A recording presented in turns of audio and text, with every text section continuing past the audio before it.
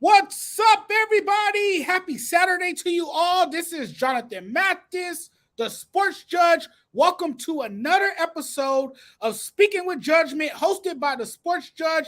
And I am joined by my good friend, Sabino Bino. Torres. Yeah, What is Bino. going Call me on, Bino. Bino? Yes. Bino Torres is in the house tonight. He is Yes, sir. joining me for another episode of Speaking with Judgment. Bino, what's up, man? How you doing? I'm doing fine, man. How you doing, brother? I'm doing great. I'm doing wonderful. And you know what? It's a pleasure to have you on with me tonight. I hear a lot of great things about you. This is the first time that I've ever worked with you. It's always a pleasure to work with new people. I'm always excited to talk to new people, especially when it comes to sports, because there's nothing like it, right? There's nothing like better, having a man. great conversation with someone who is knowledgeable about sports. So, Bino, Yes, tell sir. people a little bit about yourself before we get into the show. We got some great topics to dive into, mostly NFL tonight, but tell the people about yourself. Yes, sir. First, I want to say appreciate you for allowing me to be on the show, man. It's definitely a great honor to be on.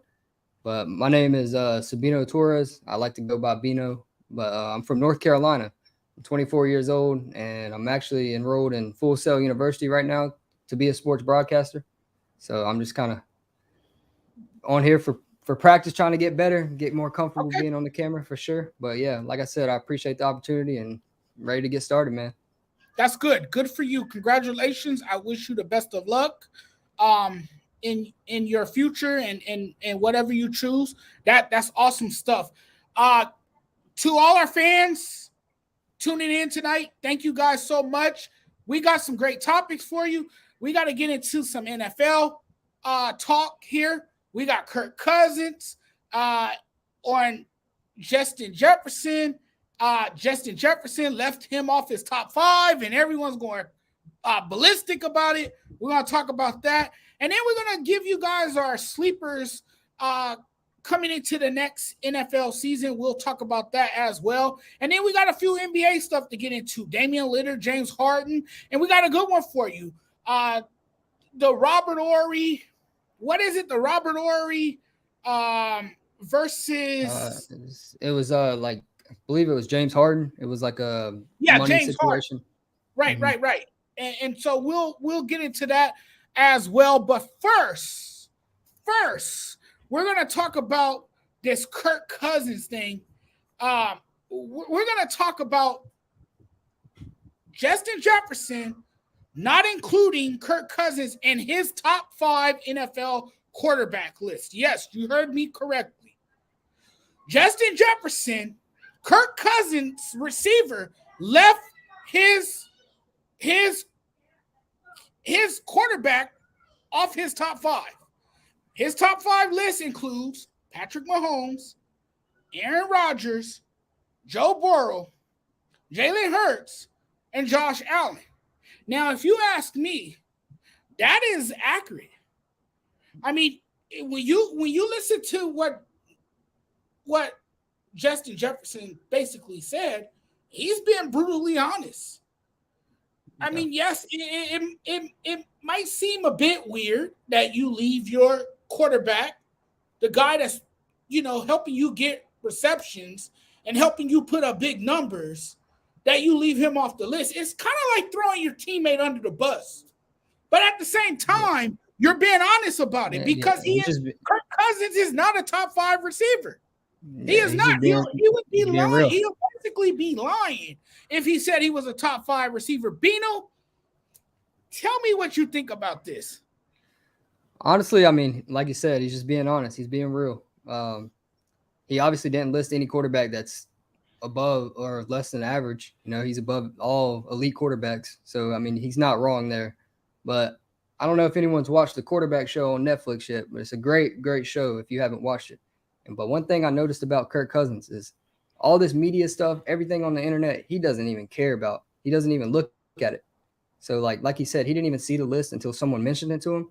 So honestly, in my opinion, Justin Jefferson's not wrong, but if I was Kirk Cousins, I don't think I would be upset. It's not like he listed anybody that's like not better than him. They're obviously all better than him. But that's just my opinion on the situation. I could see him being a little upset a little bit. If it was me, I would be a little upset just because, I mean, I just gave you one of your best seasons of your career, throwing you the ball. I threw you the ball pretty much every play as much as possible. But at the same time, Aaron Rodgers, Patrick Mahomes, Josh Allen, Jalen Hurts, all those quarterbacks are definitely better than Kirk Cousins. I couldn't agree more. I mean, the audio wasn't entirely clear, but it sounded like he didn't mention Cousins after Allen, but still, his top 5 were clear, and Cousins wasn't one of them. Yeah. And you know, the reality is, it wouldn't be honest to call Cousins one of the top 5 quarterbacks in the NFL right now. Look, I'm not putting him in my top 5. I'm not putting him in my top 5 either. I think you're biased. You're a biased Vikings fan if you put him in your top 5. You can't put this guy in your top 5. He is a game managing quarterback. He reminds you of a Jimmy G. Basically, That's what he is. He does enough to win you football games. He does enough to put his team in winnable situations, right? Yeah, for sure. But he is not a top 5 quarterback. And I get it. And Kirk Cousins, people trust, right? The Viking fans seem to like Kirk Cousins because, of course, he is their quarterback. And yes, he has had some eye-popping numbers. I will give him that. But when you look at his list and when you look at the other quarterbacks that stand before him, they're more elite than he is. You know, sure. I get it. Cousins has better stats almost every year. It seems than some of the quarterbacks. He had a better season last year than Aaron Rodgers. Right, than Aaron Rodgers, right. I'm not going to argue that.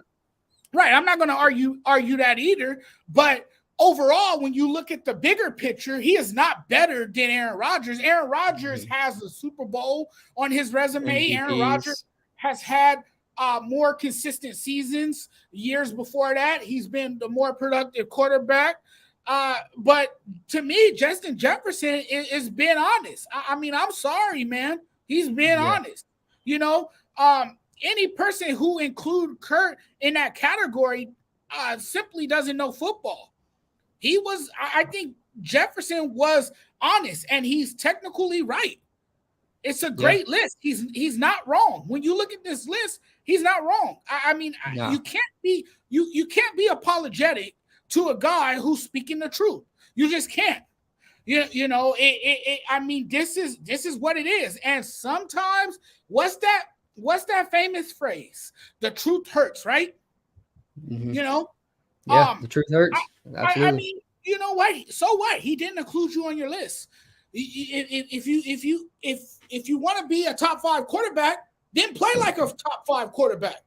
Prove it next season. Yeah. Prove it. And like you said, he's a game managing quarterback. So if you think about last season, they had a great season.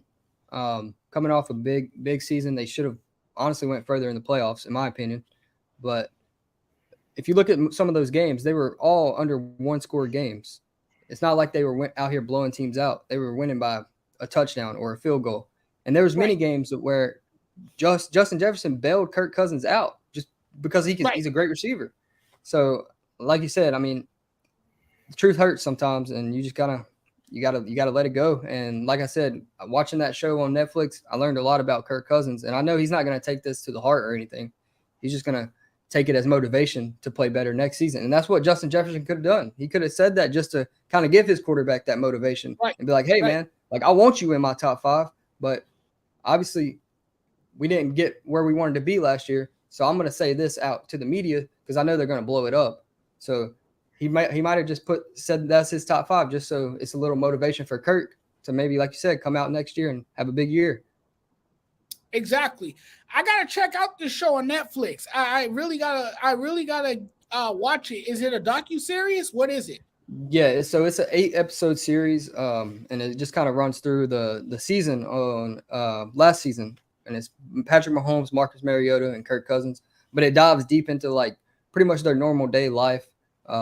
and then what they go through with like rehab, like training, Wow. practice, everything. But it dives deep into everything, and it's definitely a great show. And I would recommend that to anybody watching, and it'll definitely give you some insight on quarterbacks. So it's similar to Hard Knocks. It's very similar to Hard Knocks, but it just, like I said, it dives deep into just the position of a quarterback and like what they have to do and how they manage their everyday life as a quarterback. Got it. I gotta check that out. I'm always watching a game. I easily get distracted that I don't really watch a lot of other TV series that most people watch. Because I'm always watching some type of sports. If it's not baseball, it's football. If it's not football, it's basketball. So I got to catch up on that. But man, that sounds interesting. That looks like a great show.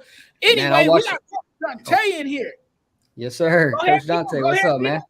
Go ahead, Bino. What's going on, man? Oh, I was just gonna say, that show, like, it's definitely. I watched it in 2 days, man. Like, I was just so locked in on it, and it's just that good. Like I said, it dives so deep into the position of quarterbacks and why they're paid the most in the league.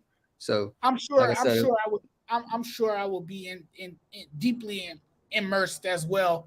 Because I'm a football guy, so I'm sure I'll be locked in on that as well. But anyway, Coach Dante has joined the show.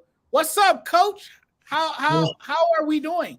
Man, I'm doing awesome. Same thing as I do every day. I'm doing awesome, man. How y'all doing tonight? What's going on, brother? I appreciate your grind as always, and thanks for jumping on. Thanks for joining me and Bino here. We were just talking about Kirk Cousins being left off of Justin Jefferson's top 5 lists. That's what we were talking about moments ago here. And now that you're here, I want to hear your thoughts on this. I think it's accurate.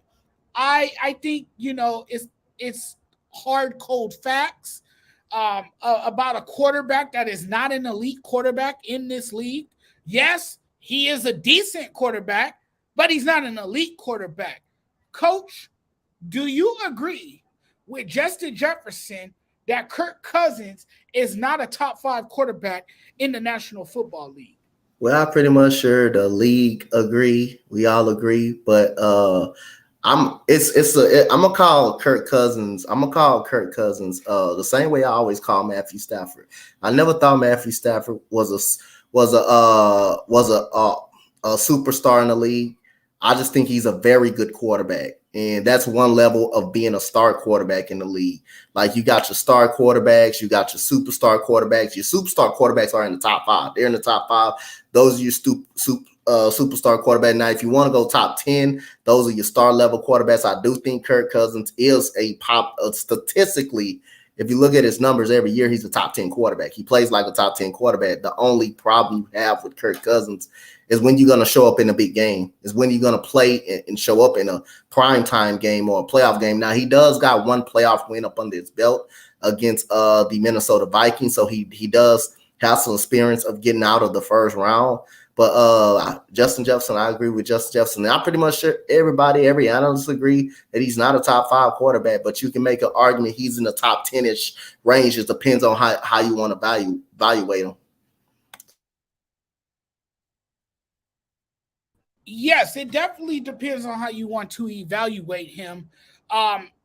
People will see this differently. There's some people who actually like Kirk Cousins. They say that his numbers are deceiving. I hear people say that all the time about him. I hear people say that he's a good quarterback, but he doesn't get the respect that he deserves, like some of his peers or other people around the National Football League. I just don't think he's a top 5 quarterback. Now, I do think he's a top 15. He's definitely a top 15. And Clarence says it right here. What's up, Clarence? He's definitely a top 15 quarterback. No doubt about that. But he's not a top 5 quarterback. And Justin Jefferson was just being honest. I mean, does it seem like he's throwing his quarterback under the bus? Absolutely. Does it seem like he's throwing shade at his quarterback? Absolutely. But he would be lying if he said his quarterback was a top 5 quarterback. He'll be looking. He'll look like Tyreek Hill, who said that if you guys remember last year, Tyreek Hill said that Tua was the best quarterback in the NFL.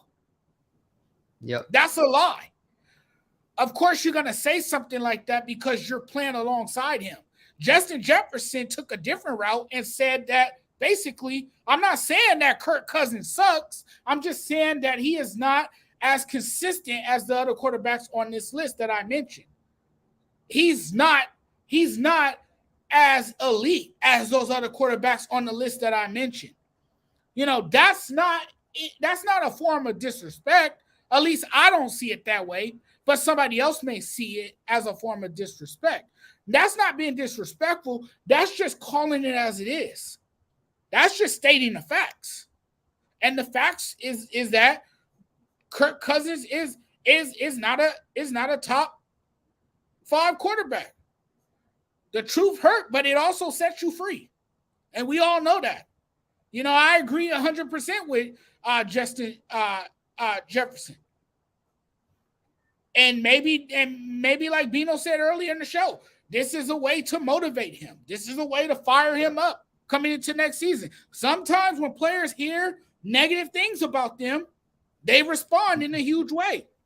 They make fire. They make noise. It lights their fire. It's like lighter fluid, right? It gets them going. It gets them fired up. Maybe hearing this, he will take a different approach next season. He'll be a much better quarterback. He'll be more efficient. He'll put up more eye-popping numbers. You know, maybe he'll be more exciting next season. I believe a problem with Kirk Cousins, he has a real bad problem of standing in the pocket too long. He doesn't get rid of the ball quick. And if you watch a lot of the season last year, there were so many games he got hit so many times. It might not have been a sack, but he got hit a lot, and it put a lot of pressure on Kirk. So I feel like this year he's going to have to step up and definitely get rid of the ball quicker if he wants to be that top 5 quarterback. Yeah, if we look at the Vikings play all last year, the offense wasn't never a problem last year. Their defense was really bad. If you just actually how they played against the Detroit Lions, they lost a game against the Detroit Lions when literally Kirk Cousins took those guys down the field and they scored. Detroit Lions come right back and they win it with a touchdown. They got defensive help. I think Byron Murphy, who's a good defensive player who came over from the Arizona Cardinals, that should show up their secondary. And then they had also a terrible ability to get to the quarterback. I think a lot of the Vikings' problems was on the defensive side of the ball.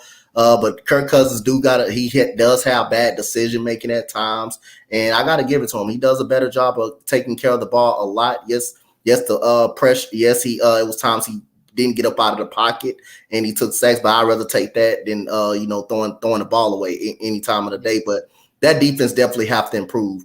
And they won damn near every game by almost a possession last year, which just told you how fraudulent they was as a football team. When they had that great record, you never thought they were going to win a Super Bowl. I never got a glimpse of them. Thought they were going to win the Super Bowl. You look at how they started, and you look at who the teams that they did play, that they were legit. I mean, I throw it up every time. They played the Cowboys. They got beat down 40-0. They played the Eagles. They got handled. Every team that they had to play out really good, they got pretty much manhandled. And pretty much, the New York Giants, shout out to Brian Daboll. He did a hell of a job with them last year of using that running game and managing, Daniel Jones snaps last year, and also keeping him out of harm's way where he didn't have to throw the ball too much, using some read option. You got to give some credit to him. They end up outplaying the Minnesota Vikings, and the Giants receiving core isn't good at all. They isn't good at all. Now, it may be a little better. It's still the same receiving core. Wan'Dale Robinson will be back this year. Darren Waller should help him. But you never got the sense that good start that the Vikings got off to last year, they were going to win the Super Bowl. You just never got the sense. And then the best thing of them all is Indianapolis blowing that damn 33-0 lead. That was just sickening right there. It just really showed you how fraudulent they really was last year. That's an accurate take. That's a very accurate take. And I often said last season about the Vikings before we move on to our next topic. I often said about the Vikings that they were good at putting on a facade. Like they had you believing that they were this playoff contending team, when in reality, they really weren't this playoff contending team. They were basically just putting on a facade, basically faking it the entire time. And like you said, defense was their Achilles heel, along with their offense. There was some offensive woes too, even though Justin Jefferson, I mean, the dude can play. He's a bad man. You know, what more can I say about it? He put up some ridiculous numbers last season. Obviously, it's not a one-man team.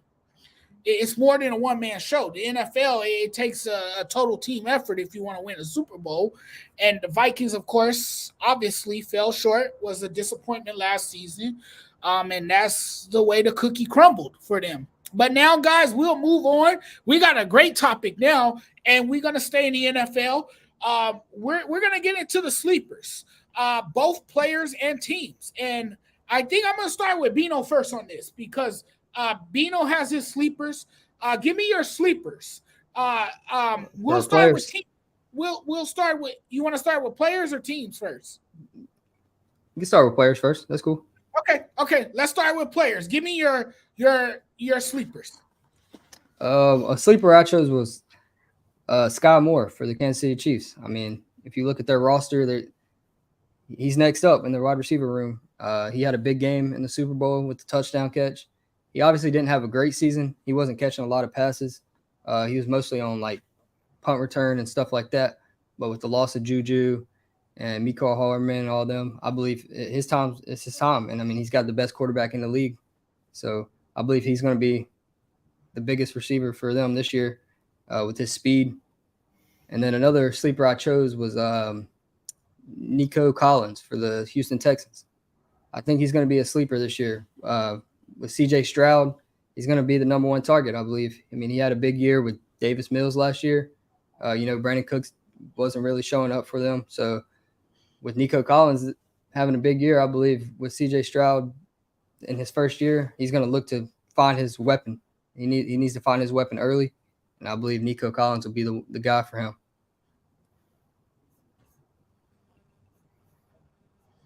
Oh yeah, I do respect that, Savino. Even though I hate the Cowboys with a passion, but like I say, respect is respect. I tell it how it is, though. So again, respect. I respect that for what you're saying about Nico Collins. He definitely got some upside, and he needs to stay on the field first. If he stays on the field, he can be productive. Now with him and CJ Stroud getting that chemistry and training camp, but I'm gonna go Jordan Addison for the Minnesota Vikings, the rookie out of USC. I thought he was the best receiver out there in the draft. I know he felt a little bit down in the draft a little bit, but they replaced him basically with Adam Thielen. I think him and Hawkinson definitely can take a lot of pressure and a lot of double teams off of Justin Jefferson this coming year. It's going to open up a lot of opportunities for Jordan Addison to get some open opportunities. Another one I want to go to, and I'm going to go with Jackson Smith-Njigba from the Seattle Seahawks. That Seattle Seahawks receiving core is really loaded. Look at Tyler Lockett. Got a solid tight end over there in Noah Fant.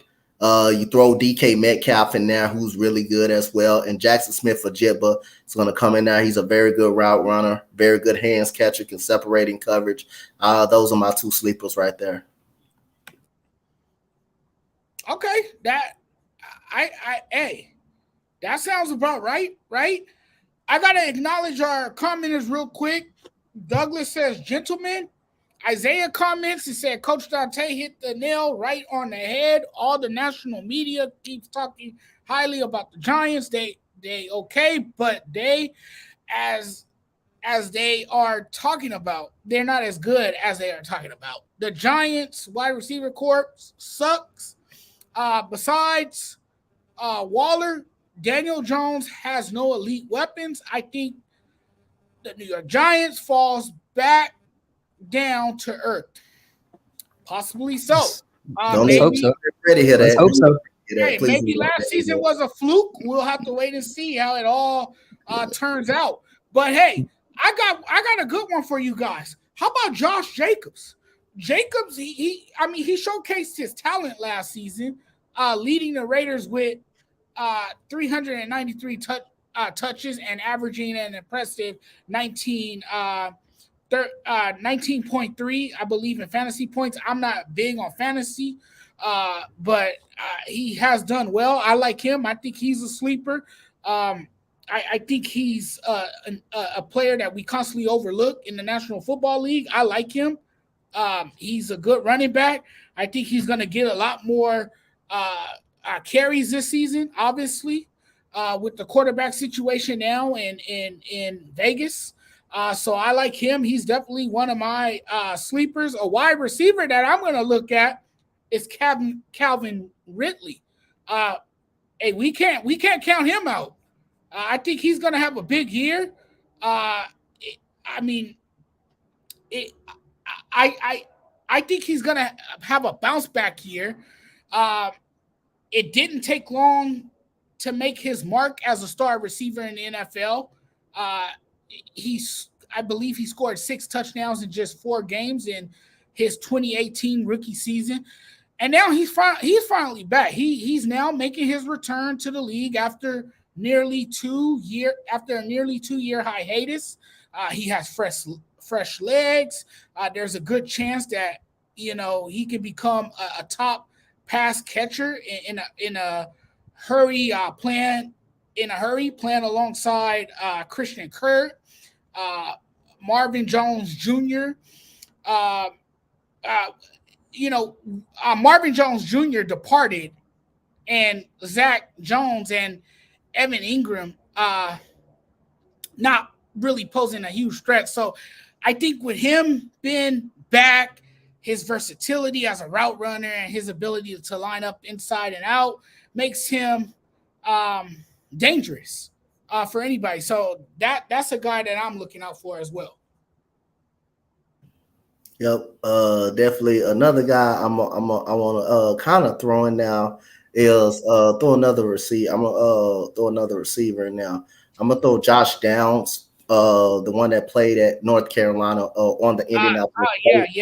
Josh Downs, he's a slot receiver. He's basically going to be a slot. I think he's too small to play on the outside, but he's going to be a hell of a slot receiver to help out someone like Alec Pierce, who had a solid year as a rookie last year. And you also have an underrated wide receiver over there, Michael Pittman Jr.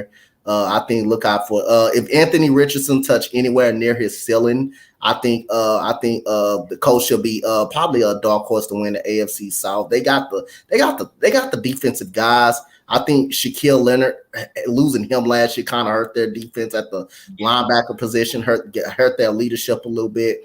But Josh Downs can definitely help. Josh Downs can definitely help out. Yeah. Yep. Yeah. Hey, you know what? I'm so excited for the upcoming NFL season. It's going to be so exciting. But now we'll switch over to teams. What teams are most intriguing to you guys, and who do you guys have as your sleepers? I'll start with Coach Dante first this time. Go ahead, go, Bino. Go ahead, go. I'm gonna put you up there this time. Go ahead, go. Bino, okay. You're on the spot. Go ahead. All right. Yeah, a sleeper team I believe is going to be pretty big this year is the Seahawks. I mean, look at what they added to that defense. You can argue that they got pretty much a top 5 defense now. And with Geno coming off one of his best seasons, hopefully he'll return and have another big year. With Kenneth Walker having literally the best season as a running back, if Breece Hall didn't get hurt, I could see the Seahawks really taking off. And I saw a comment, Dylan. He chose the team that I really wanted to talk about, and that's the Carolina Panthers. You got to look at what they added to the offense this year. You got Adam Thielen. You got Hayden Hurst, you got Miles Sanders, you got Shenault, you got all these guys, all these weapons for this rookie quarterback stepping in, number 1 pick. He's got to live up to the hype. You have to. You're the number 1 pick. You're going to have that pressure on you all year. So I could see the Panthers stepping up. I mean, they already have the defense. You got Dante Jackson over there. You got J.C. Horn to lead the DBs. Jeremy Chin is a phenomenal safety. And even if he slides down to linebacker this year too, that's going to be a problem. And they got a phenomenal defensive line with Shaq Thompson, all them boys over there too. So I could see the Panthers stepping up big this year and winning the NFC South. I mean, it's not a hard division this year. You got Tampa Bay over there. They don't even know their quarterback. And Derek Carr in a new system with the Saints. I could see that working out, but I mean, it's Michael Thomas coming back. And is he going to get hurt again? You don't know. So Bryce Young, he's number one pick. He's going to have to live up to that hype, and hopefully he'll take home the NFC South this year. Yep. So I'm gonna go with the team that you just mentioned, the New Orleans Saints, and I think it's a lot of pressure on Derek Carr, and this is why I will say it's some pressure on Derek Carr as well.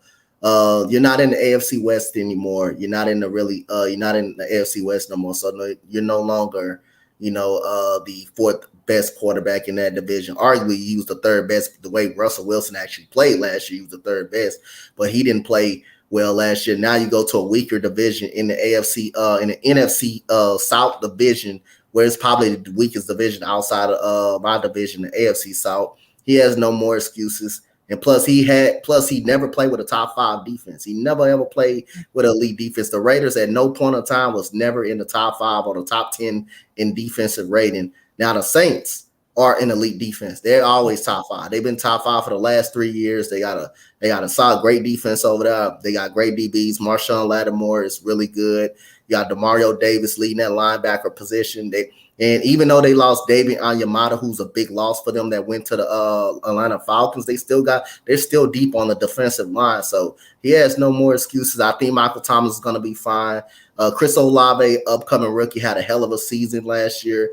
Yes, you did lose Alvin Kamara on a suspension, but you gained Jamal Williams, who had a hell of a season with the Detroit Lions. So you gained somebody that can help you right away. So Derek Carr has no excuse. He has no excuses this year. And I think last year, one of the things that hurt the Saints was the quarterback play. The quarterback play hurt the Saints a lot last year. That defense did all it could to keep them in games. And I think Derek Carr is going to be the key to unlock this team. And I think they're going to win the NFC South. I think they're going to win it with at least 10 wins. And I think they can be a tough out if they make it in the playoffs with that defense that they got.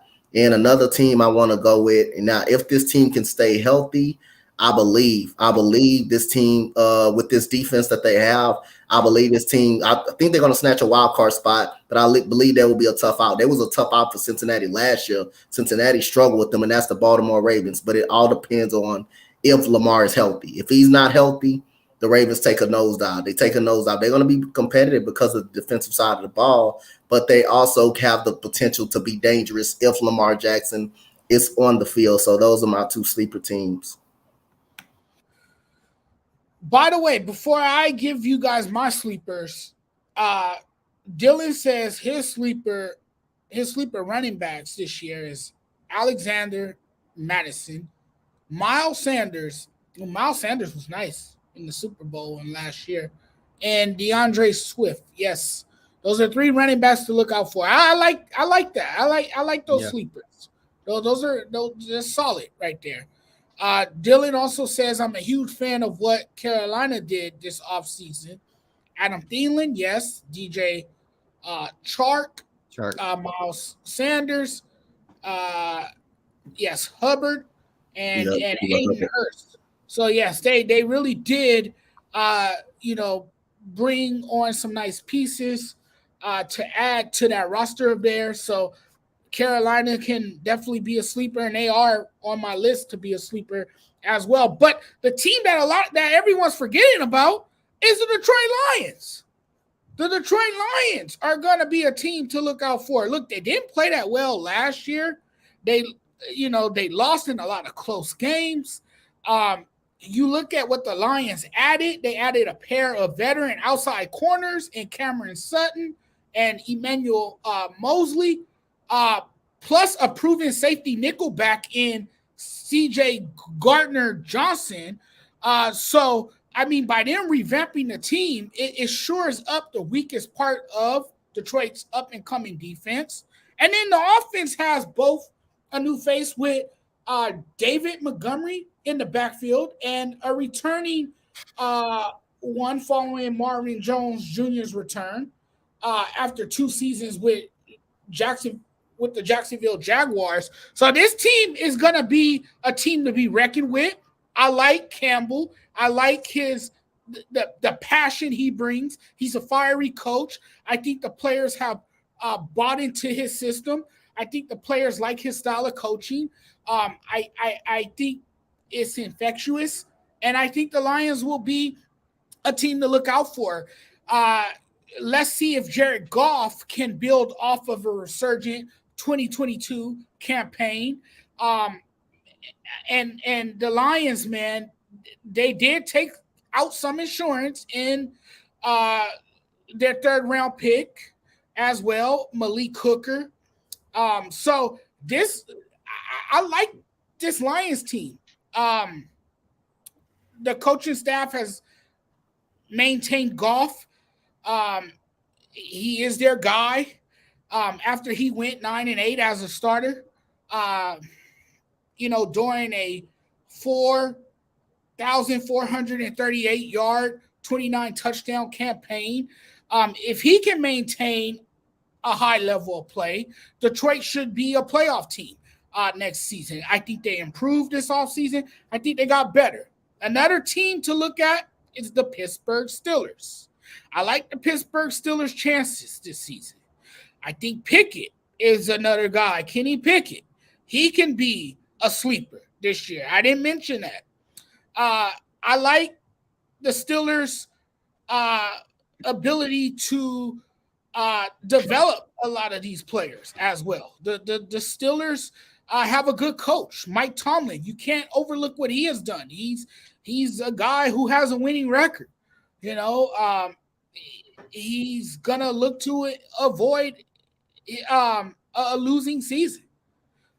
So I like the Steelers. I think the Steelers are primed to be a dangerous team in 2023. I think they will have plenty of firepower surrounding their young quarterback. You got Harris, you got Warren, you got a quality backfield. You could platoon those guys while you have Deontay Johnson, Allen Robinson, and then you have the sophomore George Pickens as well.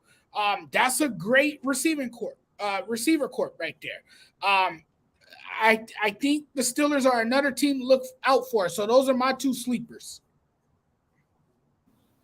Yep. I can agree. Yep. It's another one that's potentially can be thrown out there as well. You look at the Cleveland Browns, the way they are structured. And I'm going to tell you this. If Deshaun Watson gets anywhere near his self, what he was in 2020, I can see, the Cleveland Browns being a little more competitive.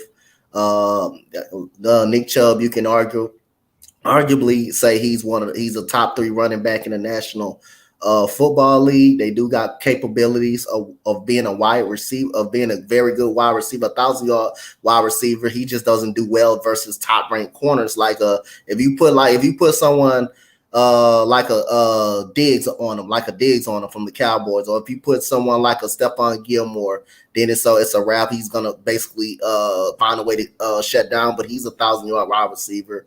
Got David Njoku, who's really good over there. So they got some good offensive pieces as well. And look out, DeAndre Hopkins. It's a spot open up for him over there, and him and Deshaun Watson are buddies over there. So I can definitely see that route happening. But I definitely can see them as a sleeper team that nobody can really sleep on. Yeah. Yeah. Dylan got an interesting one right here. Dylan says, is Bijan Robinson a lock for Rookie of the Year, or does one of Bryce Young, CJ Stroud, or Anthony Richardson get it? I want to hear from you guys on this because this is interesting. Bino, I'll go with you first. I honestly feel like Bryce Young is going to win the award. I think he's going to have the better season out of the 3 quarterbacks, and 9 times out of 10, it mostly goes to a quarterback, in my opinion. Right. So with Bryce Young getting probably the best team out of all these quarterbacks, with all the weapons added, it's a whole new system for everybody. So I feel like they're gonna pretty much go through training camp together and pretty much build this offense into something that's going to be pretty fun to watch with Miles Sanders and Chuba Herbert, all of them in the backfield. I believe Bryce Young will have the best season. I think he's going to win the award. But I wouldn't pass on Anthony Richardson either. That's one of the quarterbacks that I thought about during the draft. I was hoping that he would go second, in my opinion. He's bigger. He's like a Cam Newton. He can throw the ball pretty far too. So, like you said earlier, with Michael Pittman coming off a great year, Jonathan Taylor, hopefully they'll actually hand him the ball off this year. So we'll see what goes on in Indianapolis. I think Anthony Richardson can have a big year too, but I'm definitely going to go with Bryce Young. So we'll see. Yeah, I'm gonna hand it over to Coach now. What's up, Coach? It's interesting, man, because again, I'm not actually now. Bijan Robinson, I have him as the best running back coming out of the draft class. I'm a Longhorns fan, so I watch him a lot. But it's very interesting to see. I don't know why the Falcons would draft a running back. They had a running back last year, Tyler Algieri, who had 1,000 yards last year, and also they used Cordell Patterson in the backfield, so it wasn't nothing really wrong with the running game. So it was kind of strange pick. And so, like I say, it has potential, but again, what is he's going to start, or is you going to stay with Tyler Algieri? So it's kind of a wild card up on that one. So I'm gonna kind of stay away from that one. Now I'm gonna have to go with Bino. I'm gonna have to go with Bryce Young. I believe the only difference, DJ Chark is really good. He really showed out last year, pretty much really showed out. And I also like the other receiver that they drafted from Ole Miss, Jonathan Mingo. He's going to definitely help them out as well. So I would say Bryce Young, but I think CJ Stroud will be right there if everybody can stay healthy on the Texans. And I know the defense will be much, much better than it was last year, but he will be right there. I think those are the two quarterbacks that will fight back and forth for Rookie of the Year. Now, Anthony Richardson has the best upside out of all of them. Out of all of them, he has the better upside.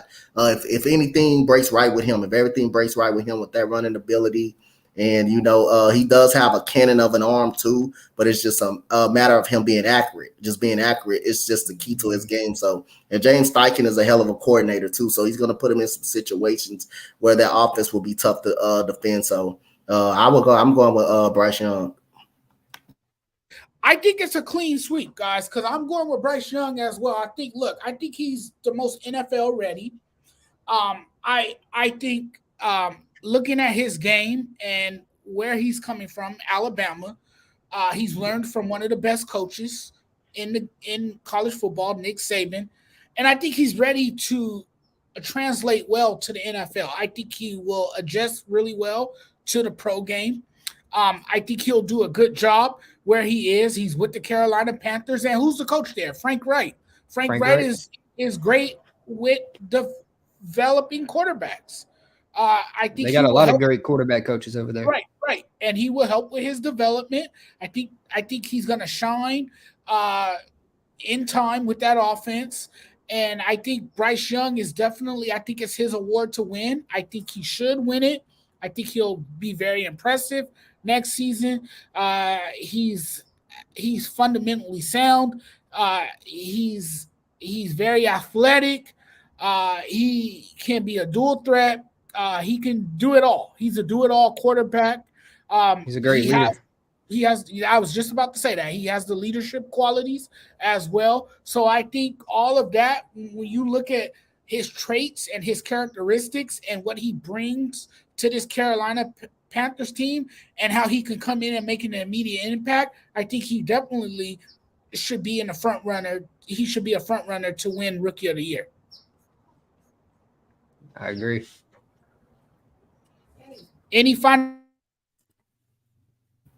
Like I say, man, I think if everything breaks right, man, see, that's the thing about it, man. Both of the divisions are so weak. Both of their divisions are so weak. Both of them actually have a chance. But Bryce Young, I thought he was a better quarterback coming up out of the draft than CJ Stroud. Even like I say, that's a lot. That's a lot to say to me because CJ Stroud. I'm happy that CJ Stroud is on my team, but I always value Bryce Young is the better quarterback, and CJ Stroud is one of those quarterbacks that always had nothing given to him, nothing given out. Bryce Young always had that it factor in him, so maybe one thing that will give Stroud an edge because nothing is given to him already. Since not OTAs, that Bryce Young was given a job already. He was already given a job. So it's going to be a little bit of an edge setter for CJ Stroud. But I think those are the two quarterbacks that's going to go head to head for the rookie of the year. Coach Dante, this is going to cover your face for a second, but I want to read this comment because it's an interesting one. Isaiah says, sleeper player for me, Drake Jackson, pass rusher from the 49ers. The dude was a monster at USC and last year shined in limited snaps with the 49ers. And this year he would have a bigger role with Samson Ebik. I can never pronounce that dude's name. I'm not even going to try. Leaving the 49ers for Denver. And with superstar pass rusher like Nick Bosa and Javon Hargraves and Eric Armstead. Around him and taking up double teams, I think Jackson will show out and shine. What are you guys' thoughts on that? I can agree. I believe he'll have a big year for his position, but like he said, he's got a lot of talent around him. You know, like how many times are we going to see this guy on the field? There's so many different. Nick Bosa, you're not going to replace Nick Bosa. That's a generational talent. Eric Armstead, he's obviously one of the best in the league. They got some great guys over there. So I like this guy. He was pretty good at UFC. I can't disagree with that, but I don't see him stepping up big this year. Maybe something happens in the next offseason or someone goes down. I could see him definitely stepping up in that role. But he definitely has some great leaders around him that's going to teach him the game and teach him ways to get better.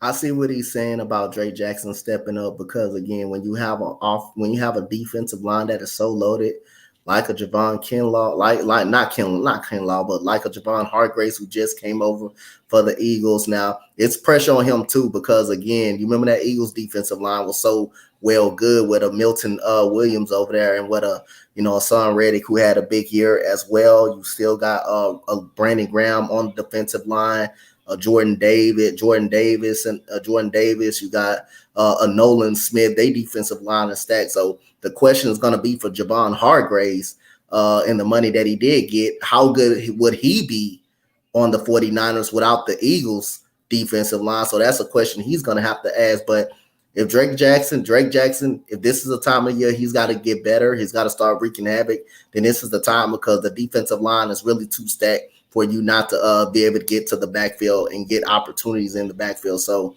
Drake Jackson needs to have a solid year this year. And we're going to definitely see because that San Francisco defensive line is very loaded. And like Bino said, you only get once in a lifetime talent like Bosa, man. You only get once in a lifetime talent. And again, with him on the other side, whatever side of the defensive line you are, you got Javon Hargraves up the middle and stuff like that. Hey, Drake Jackson have to make a push. Yeah. Yeah, and I watched a lot of Drake Jackson at USC because you guys know I'm a Trojan fan. I'm a USC. I'm in Southern California, so that's my team. And yes, he does have the potential to be great. He can shine in his role next season. I'm not sure I'm ready to say he's going to show out and shine just yet. I think it's going to take a little time, but he definitely has the potential, and he definitely will grow next season. And like Bino says, he has great guys around him to help him enhance his skills and get better in due time. But it will happen for him. He definitely has the potential, and he definitely can find a role in the National Football League, and I think he'll do well. Yeah, For sure. He's still young. He's got time. Isaiah also says his sleeper team is the Denver Broncos.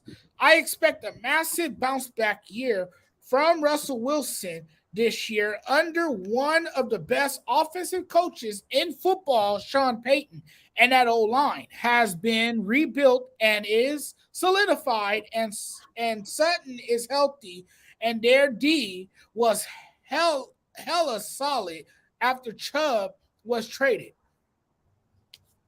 Thoughts on that, guys? I agree. Their defense was actually awesome last year. If you just look at it, that was the reason why they win the game. Their defense was the actual reason why they in the game, and they did have locker room issues last year. They had a ton of those last year. And Courtland Sutton, he can be great. He can be a very good wide receiver. Problem is, he don't stay on the field. If he can stays on the field, he can be a solid wide receiver. That receiving core for Denver is not all that bad. They just got to stay healthy. Remember, they lost Tim Patrick, and they lost Tim Patrick earlier during the year in training camp. They lost him to an ACL injury. They also just got AJ Hamler back. Jared Jeudy struggled with injuries and off the field issues as well. So I think Sean Payton is a good guy, is a good coach that's going to bring some stability in that locker room, and is going to if everybody can stay on the field, they're going to be fine. I can see them competing. I can see them turn their season around. Yeah, I agree. I mean, if you look, can it get much worse than what happened last year? I mean, what was their record? 5-12. I mean, can it get any worse than that? Especially with Russell Wilson at quarterback. Now you're bringing in one of the best coaches that we've seen at least in my lifetime, Sean Payton. And like you said, that receiving core is solid. They got great guys in the locker room. I believe they added Marquise Callaway as well from New Orleans. That's another big pickup for them. So that'll be big for Russell Wilson. That's another big target for him.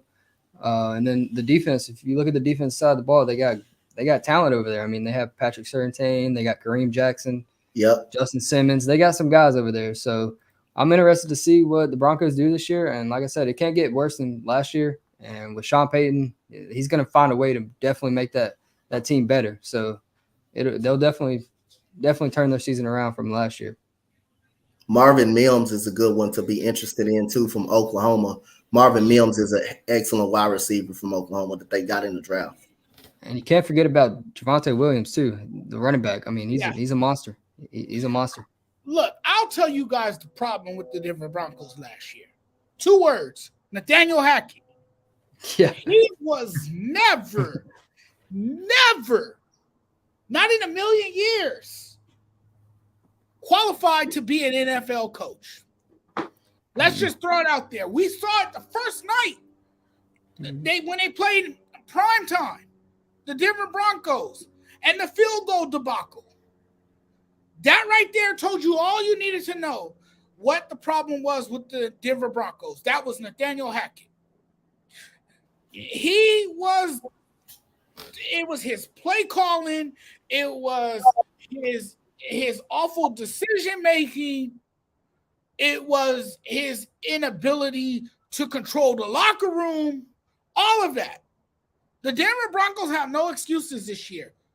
And Russell Wilson, if he doesn't have a bounce back year, then we can come after him.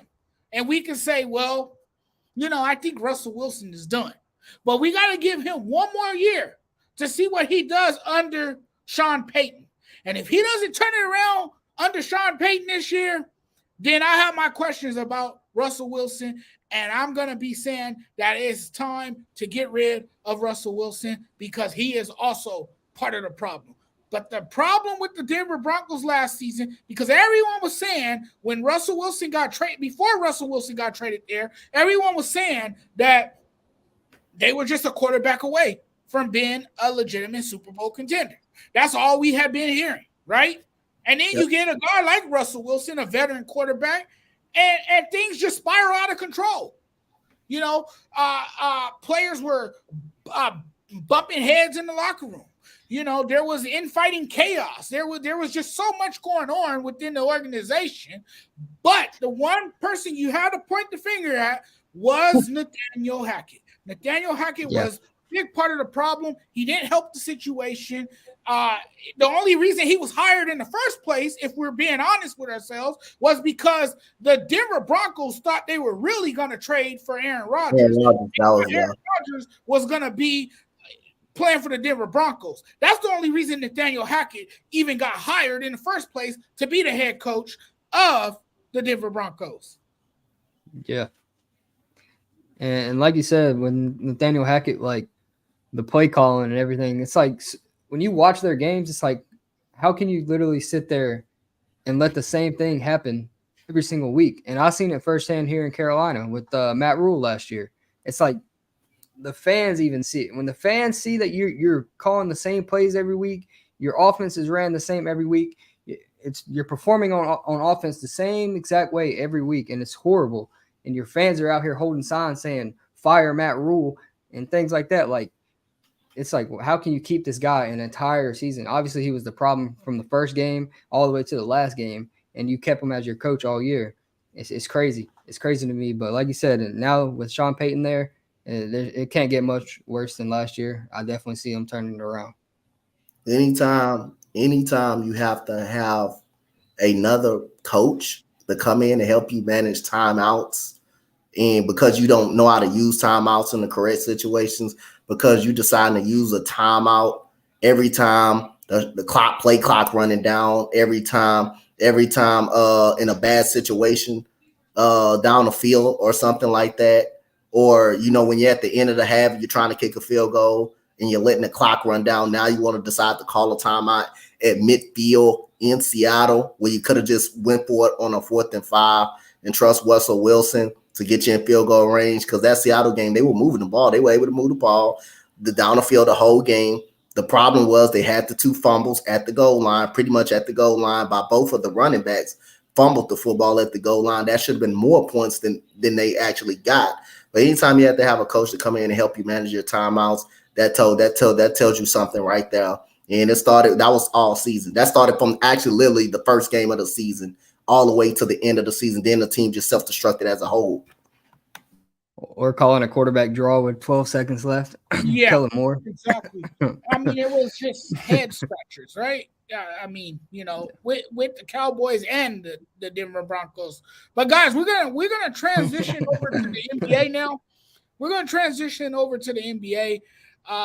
We got an interesting one here. This is gonna be a fun one, actually, guys. I like this one. Here it is. I don't know if you guys might have seen the meme. I posted it on my page, the Sports Judge page. I know Bino's seen this meme. I know Bino knows what I'm about to get into. Coach Dante, you probably know as well. It has a picture of Robert Horry on the left side, and it says 54 million, 7 rings. Now on the other side, it has James Harden, and it says 3 million, 0 rings. And above that, it says, would you rather have 54 million, 7 rings, or would you rather have 300 million, which is what James Harden has, 300 million, and 0 rings? So I'm going to go with you, Coach Dante, first on this. I know Bino has a lot to say about this as well. But, Coach, what are your thoughts on this? What would you rather have? Would you rather have the 54 million, 7 rings? Would you rather be Robert Horry, or would you rather be James Harden and have 300 million or 0 rings? Well, you would love the money. You would love to take that 300 million. You would love to take that 300 million, but you also, like I say, see, if it was a basketball perspective for me, if I had to go with the basketball perspective of thing, I'd rather have 7 rings, to be honest. I'd rather be a winning player, because you don't play basketball, just to go out there and make any type of money. You don't play any sport to go out there and just make money. You go out there and perform and to win championships. That is the goal. That is the goal of any sport you want to play, is to have 7 rings. I'm pretty much sure Robert Horry is happy with his career and how he helped out every organization that he went to and won a championship with every organization that he went to. But I'll take the 300 mil. I'll take the 300 mil. But if as far as, the right thing, I will say I'd rather have 7 rings. I don't care. I can care less about the money. I just rather win championships and help my team out. Bino, your thoughts on this, man?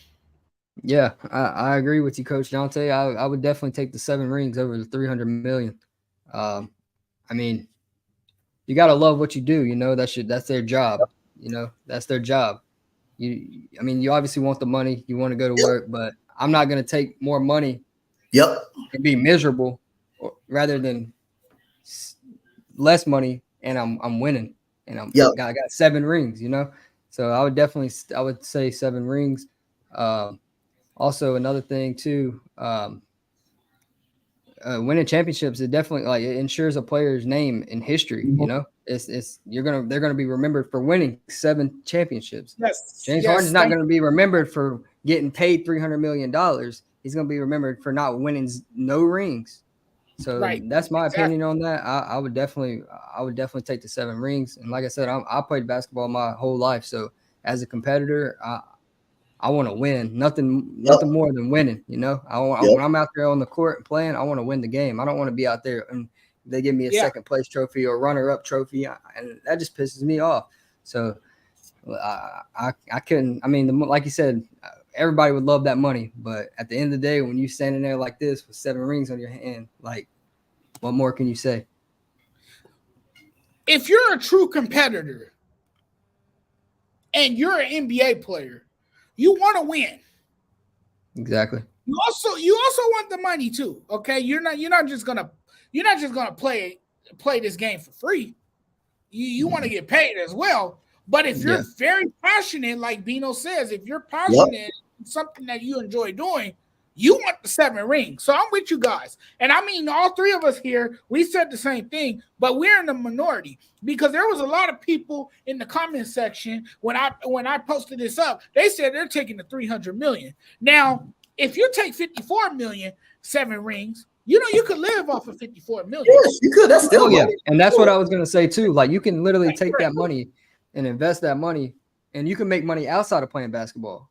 Yep. Exactly. You don't have to worry. Exactly. There's no reason. But see, I think people look at the bigger figures, right? They're looking at the dollars and the cents, and they're not looking at the fact that when you become a professional athlete, the ultimate goal is to win a championship. You know, that's bigger than anything else. You know, you want to make a name for yourself in this league. You know, you don't want to be remembered as the guy that didn't win any championships. And some of us, not all of us, but some of us measure greatness by the number of championships that players win. So in the end, you want to be part of a championship team. You want to be able to win championships. You don't just want to take home 300 million and don't have nothing to show for it, because basically James Harden has nothing to show for it. Now, that's not a knock on James Harden, because James Harden has won scoring titles. He has put up big numbers during the regular season. I mean, we're talking about a guy that's put up ridiculous numbers during the regular season. The knock on him is that he can't cash in during the playoffs, is that he goes AWOL, he goes missing on his team, and then when things go wrong or when things go awry, he wants to suddenly request a trade. That's the thing with James Harden. But I'm taking the 7 rings, 54 million. You can give me the 54 million. I'm happy. That's millions. I don't think people realize how much money that is. 54 million. That's a lot of money. 54 million and 7 rings. And I can tell you this, Robert Horry is still living good. Oh, yeah. He's still living good. Now he got a TV job out here in LA. He's part of the LA sports team. LA sports team here in Los Angeles. So we see him on TV all the time. He's doing just fine. And he got 7 rings. I'm taking the 7 rings. I want the bling bling on my finger. I want to be able to go into a restaurant or walk into a barbershop or wherever I may be and show off all 7 of my rings and say, hey, look at this. I'm a 7-time NBA champion. And you know, and got 54 million because I had a part in this championship team. You know, and that's what it means. It's got to be self-fulfilling, right? To win that many championships. Not everyone can say they have 7 championships. I could name a lot of players that have 0 rings. You know, Yep. yes, they have a lot of money. Yes, they have nice cars. Yes, they live in big houses, big mansions, but they don't have the championship rings. And that is why people judge them differently, because they have no rings, because they simply have the money in the bank, but they have nothing to show for it. I mean, if you any sport, if you're playing, what is you playing for? Are you playing to try to be the best? Are you playing to win a championship? Or are you just playing to being out there playing just for the money? Like Herm Edwards said, the great Herm Edwards said, you play to win the game. You play to win the game. If it don't matter to you, then you just retire. So you play every sport to be competitive and to try to win. If you have a chance to play for the San Antonio Spurs, a championship winning organization in those 2000s era, hey, if I'm planning on winning a championship, I'm planning on playing with Pop, I will take that. I will do whatever it takes to help my team win and to win a championship. And like I say, 54, like what you saying, 54 million, that's still a lot. You still can live off that. You got people out here with rings. That's an analyst. That's analyst. Yeah. That's analyst. That's making a living. So I mean, I know man, the only difference is 300 mil is better than 54. But you can't. Hey, those rings that mean a lot. Yeah. And like you said, like it all starts with the mindset, you know. Like these players come today. I mean, you notice it with a lot of these players, and like with the Golden State team, you see they're coming into their mindset every year is they're going to win the championship, and they're going to come in there and they're going to do everything it takes to win the championship. Right. Yeah. And then you got players like Harden and Kyrie and all these guys that their mindset is like, I'm looking for the bag. I'm looking for all this money. Yep. And they go to these teams and they make these teams worse. And it's like, they don't have that championship mindset. Because they all they care about is the lifestyle. They care more about the lifestyle than anything else. And you got some players like that, especially a lot of youngsters in this generation. They look at securing the bag more than anything else. Don't you know how many? It's a different world out here. It's a different economy now. I get it, but at the same time, you got to take pride in what you do. I got a Jonathan and Vino. You know how many times Tom Brady could have been the highest paid quarterback in the league? And you know how many times he took a pay cut just to get better and won championships. That's someone that wants to win. That's someone that wants to win. Now, that's that mindset. Patrick Mahomes did get a lot of money, and that's going to help him out. But he got the ultimate goals. He got the 2 titles. He got the 2 championships. But I'm just saying a prime example is Tom Brady. He could have been the highest paid quarterback to play in the way he was playing. He could have been the highest paid quarterback, but he took several pay cuts. Pay cuts. Every offseason when it came as far as playing, he's up for a new deal. He took a pay cut. It's all about winning for him, and that's what I like. That's a prime example of a dude right there. I'll take a pay cut. He could have been the highest paid quarterback in any point of time in his prime. He could have been the highest paid quarterback, but he took a lot of pay. He took a lot of pay cuts because he wanted the team to get better, and it resulted in those 7 rings, those 7 championships that he won, Super Bowls that he won. Yeah, and like you said with Patrick Mahomes, like obviously he got paid big money, but by the end of this contract, I already see him restructuring his contract in some way to bring in someone to fit his offense to win another championship. And like I said, if y'all watch that quarterback show, you'll have a completely different like opinion on Patrick Mahomes and the person that he is. And he's just, his mindset is, I'm winning the championship. I'm winning the championship every single year I come in this league. So Yep, I agree, fellas. But guys, we have ran out of time. It's been a great show. It's been a wonderful show, and I want to thank all our commenters out there as well. I apologize if I didn't get to your comments and if I didn't display any of your comments.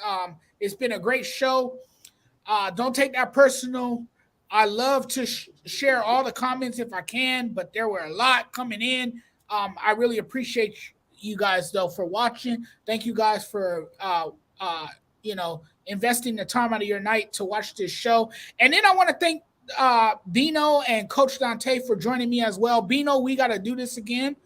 Coach Dante and I have done this numerous occasions. We have done shows together on many occasions, and I would love to have you back on the show, Bino. It was a lot of fun. Hey, man. I think you're great at what you do, and keep up the great work.